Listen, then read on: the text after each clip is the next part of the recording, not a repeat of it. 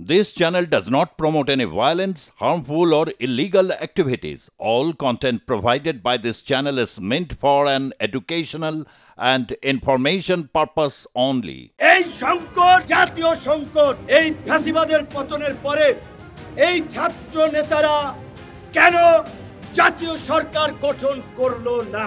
এই এনজিও মার্কা সরকার গঠন করেছে। এই জবাব এই ছাত্র নেতাদেরকে দিতে হবে। ক্ষমতার চেয়ার বড়ই মহব্বতের চেয়ার, বড়ই ভালো লাগার চেয়ার, একবার ওইখানে বসলে আর কেউ ছাড়তে চায় না। যেই লঙ্কায় যায় সেই রাবণ হয়। তারা নায়ক থেকে খলনায়কে পরিণত হয়েছে। এইখানে সকলের ধৈর্য, বুদ্ধিমত্তা এবং সহনশীলতার প্রয়োজন। আমরা বারবার বলছিলাম এই সংকট জাতীয় সংকট, জাতীয় ঐক্য ছাড়া, জাতীয় সরকার ছাড়া এই সংকট মোকাবেলা সম্ভব নয়। এই বক্তব্য 2 বছর আগে দিয়েছি। ইউটিউবে যান, গুগলে যান। আমরা জেলের মধ্যে ছিলাম। আমরা তো হাউস কইরা জেলে যাই নাই। আন্দোলনের কারণে জেলে নিয়েছিল, নির্যাতন করেছিল, তারপরেও কম্প্রোমাইজ করি নাই। প্রিজন ভ্যান থেকেও জনগণকে উদ্বুদ্ধ করার জন্য, আন্দোলনে শরিক হওয়ার জন্য আহ্বান জানিয়েছি। আন্দোলনের এই ফ্যাসিবাদের পতনের পরে এই ছাত্র নেতারা কেন জাতীয় সরকার গঠন করলো না? তারা কেন শুধুমাত্র 2 জনের প্রতিনিধি, পরবর্তীতে আরেকজন ঢুকিয়েছে, আর বিভিন্ন দূতাবাসের প্রেসক্রিপশনে এই এনজিও মার্কা সরকার গঠন করেছে? এই জবাব এই ছাত্র নেতাদেরকে দিতে হবে। যদিও তারা এখন আর ছাত্র নেতা নাই, তারা এখন জাতীয় রাজনৈতিক দল এনসিপির নেতা হয়ে গিয়েছেন, নাপা নাগরিক পার্টি।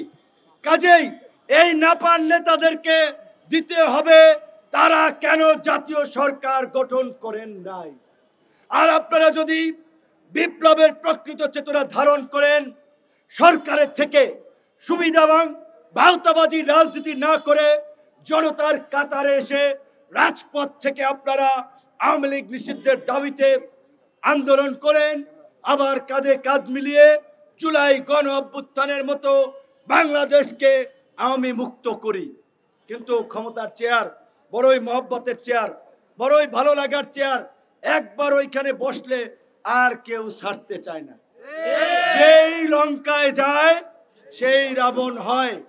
আপনারা দেখেছেন ছাত্র নেতৃবৃন্দের মধ্যে এখন নিয়োগ, তদবির, ঠিকাদারি, বিভিন্ন প্রতিষ্ঠানকে দেওয়া, এমনকি তারা এখন সরকারের যে স্থানীয় সরকার সেই প্রশাসনে নিজেদের লোককে বসিয়ে দল বানাতে চায়।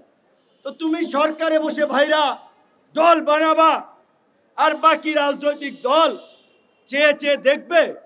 তোমাদেরকে দল বানানোর জন্য সমস্ত রাজনৈতিক দল রাস্তায় নেমে আন্দোলন করেছিল।